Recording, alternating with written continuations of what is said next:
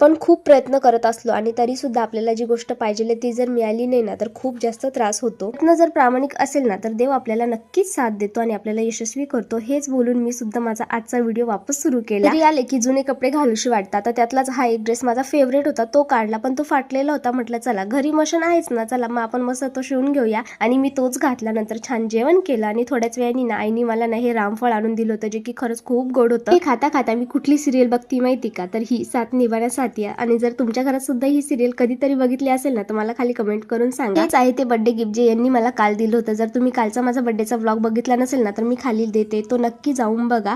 आणि खरंच सांगते खूप छान साडी आणि आता माझी ती फेवरेट सुद्धा आहे. त्यानंतर म्हटलं चला आईला जराशी मदत करूया, त्यासाठी खाली गेले आणि सूर्याच्या लाईटमध्ये माझं तोंड बघा ना किती छान दिसतंय. त्यानंतर आई शेण टाकत होती, मग तिला मी सगळ्या पाट्या वगैरे उचलून दिलं. सरी ना ह्या कामाचा मला खूप कंटाळा येतो, पण इकडे ना आईला एकटं काम करताना बघून असं वाटतं की चला आईला पण थोडीशी मदत करूया. त्यानंतर मी मस्त गोटा झाडून दिला. मी माझा व्हिडिओ इथपर्यंत बघितला म्हणजे तुम्हाला कुठली तरी गोष्ट आवडली ना, माझ्यामधली आवडली असेल ना तर प्लीज माझ्या चॅनल सबस्क्राईब करा. जसं तुम्ही मोठ्या मोठ्या युट्यूबर्सला सपोर्ट करताना तसं मला सुद्धा करा. आणि मला दिलेलं गिफ्ट तुम्हाला कसं वाटलं ते मला खाली कमेंटमध्ये सांगा. आपण भेटू पुढच्या व्हिडिओमध्ये.